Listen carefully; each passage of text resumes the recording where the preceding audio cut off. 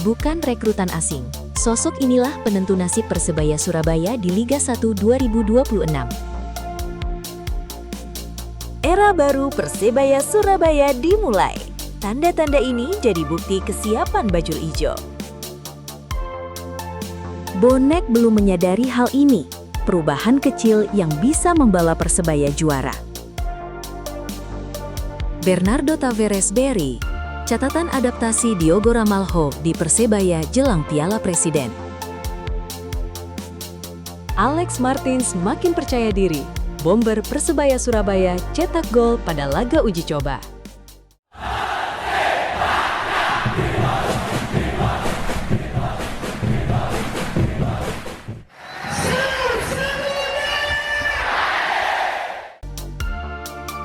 Bukan rekrutan asing. Sosok inilah penentu nasib Persebaya Surabaya di Liga 1 2026. Semua mata memang tertuju pada deretan pemain asing baru Persebaya Surabaya. Nama-nama besar terus menjadi perbincangan, seolah mereka adalah satu-satunya penentu keberhasilan bajul ijo musim ini. Namun, ada satu fakta yang justru mulai terlupakan. Dalam sepak bola modern, gelar juara bukan hanya ditentukan oleh siapa yang mencetak gol. Justru, sosok yang berdiri di balik layar seringkali menjadi pembeda antara tim biasa dan tim juara. Di Persebaya musim ini perhatian besar tertuju kepada pelatih Bernardo Tavares. Pelatih asal Portugal itu datang bukan hanya membawa strategi, tetapi juga standar kerja yang jauh lebih tinggi. Mulai dari pola latihan, disiplin, hingga cara membaca kelemahan lawan. Di belakangnya, ada tim medis yang bertugas menjaga kondisi pemain tetap prima sepanjang musim. Cedera kecil saja bisa mengubah arah kompetisi. Belum lagi staf analisis pertandingan yang bekerja mengumpulkan data, membedah kekuatan lawan hingga menyiapkan taktik sebelum laga dimulai.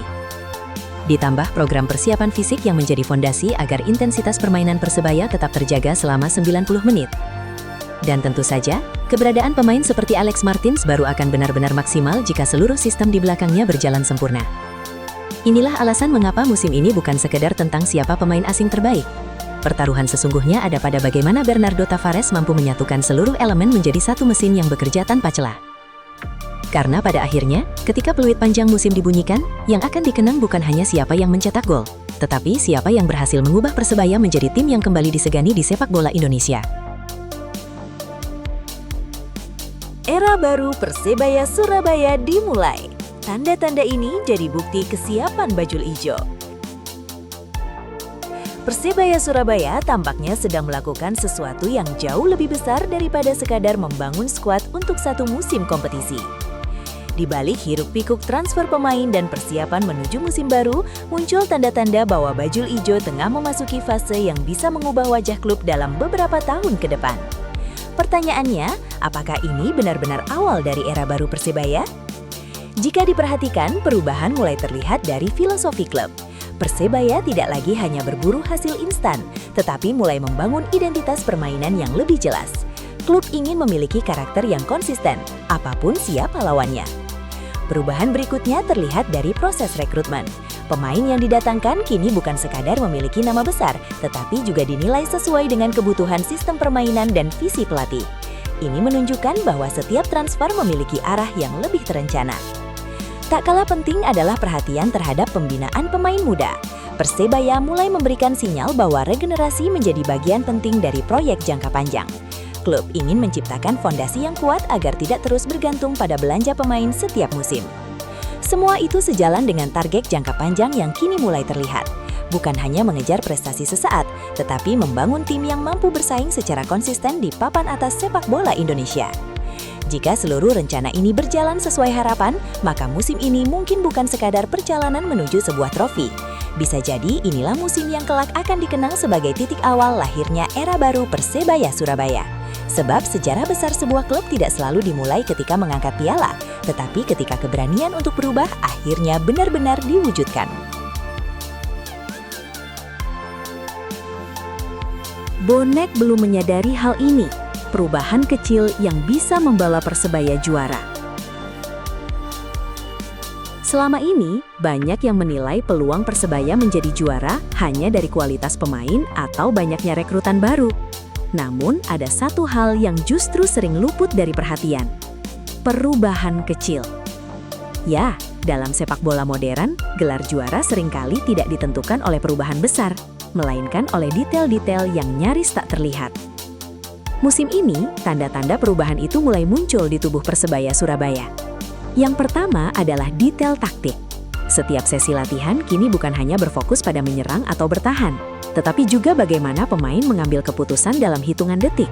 Pergerakan tanpa bola, transisi cepat, hingga koordinasi antar lini menjadi perhatian utama.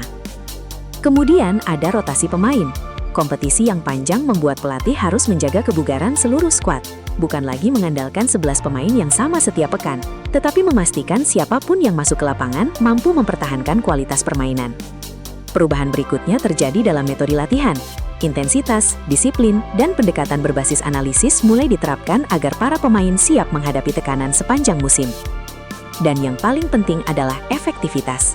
Persebaya tidak harus selalu mendominasi penguasaan bola untuk memenangkan pertandingan.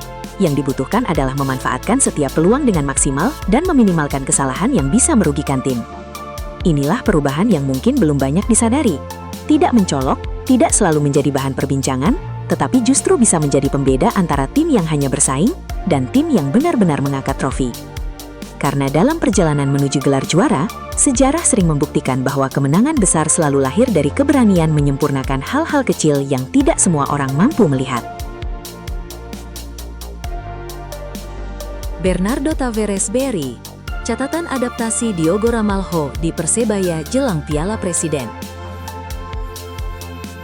Pelatih Persebaya Surabaya, Bernardo Tavares menilai gelandang baru Diogo Ramalho masih membutuhkan waktu untuk beradaptasi dengan pola permainan Green Force. Menurutnya, proses tersebut merupakan hal yang wajar, mengingat pemain asal Portugal itu baru bergabung dengan skuad Persebaya, sehingga belum dalam kondisi terbaik. Tavares melihat Diogo memiliki kualitas saat Persebaya menguasai bola. Namun, ia menilai pemain berusia 27 tahun itu masih perlu meningkatkan kemampuannya ketika tim kehilangan penguasaan bola, terutama dalam menjalankan transisi bertahan dan menjaga keseimbangan permainan. Saya percaya Diogo akan banyak membantu tim ketika kami menguasai bola. Namun, dia masih harus berkembang saat tim kehilangan bola, terutama dalam transisi bertahan, menjaga keseimbangan permainan, bereaksi setelah kehilangan bola, dan memahami kapan harus melakukan tekanan, ujar Tavares. Ia juga menegaskan evaluasi tersebut tidak hanya berlaku bagi Diogo. Selama masa pramusim, seluruh pemain Persebaya terus dibenahi agar mampu memahami dan menjalankan prinsip permainan yang diinginkan tim pelatih, baik ketika menyerang maupun bertahan. Sementara itu, Diogo Ramalho mengaku terus berusaha beradaptasi dengan sistem permainan yang diterapkan Persebaya. Menurutnya, setiap sesi latihan membantu memahami instruksi tim pelatih, sekaligus membangun chemistry dengan rekan-rekan setim. Menjelang bergulirnya Piala Presiden 2026, Diogo mengaku antusias menjalani turnamen pramusim pertamanya bersama Persebaya. Ia berharap dapat segera menyaksikan atmosfer pertandingan di Stadion Gelora Bung Tomo bersama ribuan bonek dan bonita. Alex Martins makin percaya diri. Bomber Persebaya Surabaya cetak gol pada laga uji coba. Alex Martins memang baru bergabung dengan Persebaya Surabaya. Namun, bomber asal Brasil itu optimistis mampu memberikan kontribusi maksimal bagi Green Force. Kepercayaan dirinya semakin meningkat setelah laga anniversary game melawan PSIS Semarang pada 19 Juli lalu. Pada laga itu, mantan striker Dewa United itu langsung mencetak gol pada laga debutnya. Gol ini tentu memberikan tambahan kepercayaan diri untuk saya. Tapi yang paling penting adalah bagaimana kami terus berkembang sebagai tim, kata Alex. Setelah itu, Green Force akan tampil di Piala Presiden 2026. Ajang pramusim tersebut menjadi kesempatan bagi Alex untuk membuktikan kualitasnya agar bisa mendapatkan posisi inti di tim. Sebab Persebaya juga memiliki dua penyerang lainnya, yakni Ramadan Sananta dan Yan Mabela. Nama terakhir juga menyumbang 1 gol saat menghadapi PSIS. Pelatih Persebaya, Bernardo Tavares, meyakini para pemain asing barunya mampu menunjukkan performa terbaik. Pelatih asal Portugal itu menjelaskan bahwa tim pelatih telah memiliki data kondisi fisik pemain sejak awal masa persiapan. Hasil tes CMJ kemudian dibandingkan dengan data tersebut untuk melihat perubahan kondisi fisik masing-masing pemain. Dari sana, kami bisa mengetahui apakah pemain berada dalam kondisi optimal, mengalami kelelahan, atau memiliki risiko cedera, ungkapnya. Analisis skuad Persebaya Surabaya musim ini bakal jadi terkuat dalam 10 tahun terakhir. Musim 2026 bisa menjadi titik balik Persebaya Surabaya. Pertanyaannya, apakah ini benar-benar skuad terkuat Bajul Ijo dalam satu dekade terakhir? Jika dibandingkan dengan skuad Persebaya sejak 2019, musim ini menghadirkan sesuatu yang berbeda. Bukan hanya soal nama-nama pemain, tetapi juga kedalaman skuad yang mulai terlihat lebih merata di hampir setiap lini. Persaingan mendapatkan tempat utama semakin ketat, membuat kualitas tim tidak lagi bergantung pada satu atau dua pemain saja. Faktor yang paling mencuri perhatian tentu hadirnya Bernardo Tavares. Pelatih asal Portugal itu dikenal sebagai sosok yang disiplin, detail, dan mampu membangun tim dengan organisasi permainan yang kuat. Dalam persiapan musim baru, ia bahkan mengubah pendekatan latihan agar fisik, teknik, taktik, dan mental berkembang secara bersamaan demi menghadapi jadwal yang padat. Bukan hanya itu, manajemen Persebaya juga mulai menunjukkan keseriusannya. Dukungan terhadap kebutuhan tim, fasilitas latihan, hingga persiapan pramusim menjadi sinyal bahwa klub tidak sekedar ingin bersaing, tetapi membangun fondasi yang lebih profesional untuk mengejar target tinggi musim ini. Di sisi lain, Tavares juga terus berdiskusi dengan manajemen dalam menyusun komposisi skuad terbaik. Namun, satu pertanyaan besar masih menggelayut. Dengan skuad yang lebih dalam, pelatih berpengalaman, serta dukungan manajemen yang semakin serius, apakah musim ini benar-benar menjadi kesempatan emas Persebaya untuk kembali menjadi penantang utama gelar? Jawabannya mungkin baru akan terlihat ketika kompetisi dimulai, tetapi satu hal sudah pasti, musim 2026 bukan lagi sekedar tentang memenangkan pertandingan. Ini adalah ujian apakah proyek besar Bernardo Tavares mampu mengubah Persebaya menjadi kekuatan yang ditakuti atau justru menjadi harapan besar yang kembali harus menunggu waktu. 5 pemain Persebaya yang bakal meledak musim ini. Nomor 5 bakal jadi bintang pemain baru. Musim baru belum dimulai, tetapi Persebaya Surabaya sudah menyimpan banyak pemain yang berpotensi menjadi kejutan besar. Selama ini, sorotan lebih banyak tertuju pada nama-nama besar. Namun, justru di balik itu, ada 5 pemain yang diprediksi bisa meledak dan mengubah wajah permainan Bajul Ijo sepanjang musim ini. Nama pertama adalah Tony Firmansyah. Gelandang muda ini terus menunjukkan perkembangan yang konsisten.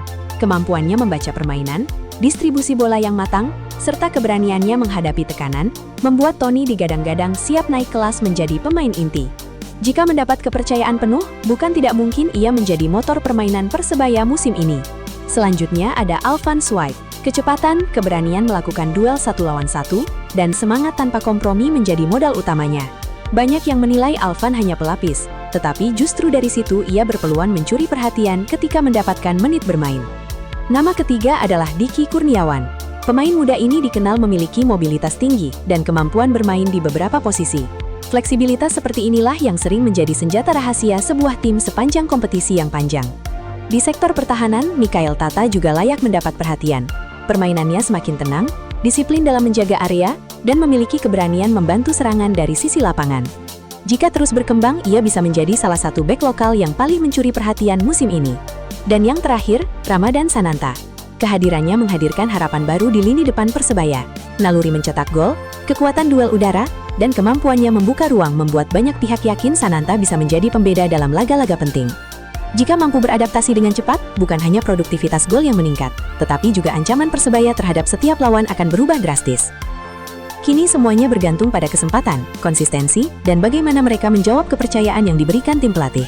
Satu hal yang mulai terasa, musim ini Persebaya bukan hanya mengandalkan pemain bintang.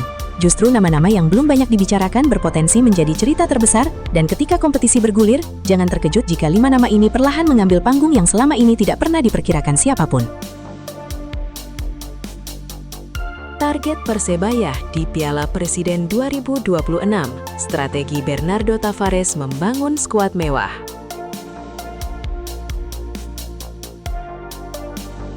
Persebaya Surabaya memandang turnamen pramusim sebagai momentum terbaik untuk mematangkan tim yang mengalami banyak perubahan komposisi pemain. Kehadiran sejumlah wajah baru membuat Green Force membutuhkan waktu agar setiap pemain memahami karakter permainan yang diinginkan tim pelatih.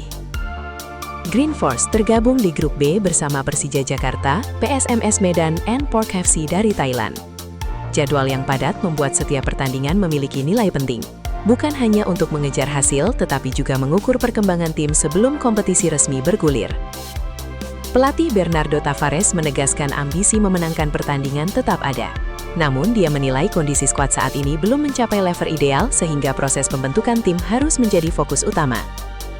Piala Presiden kami manfaatkan sebagai bagian dari persiapan menuju kompetisi, ujar Tavares. Tentu kami ingin memenangkan setiap pertandingan, tetapi kami juga harus realistis melihat kondisi tim yang masih dalam proses pembentukan. Banyak pemain belum mencapai kondisi ideal sehingga kami membutuhkan waktu untuk menyempurnakan semuanya. Lanjut dia. Pelatih asal Portugal tersebut menilai hasil pertandingan memang penting. Akan tetapi perkembangan performa kolektif tim jauh lebih menentukan sebagai bekal menghadapi kompetisi Super League 2026-2027.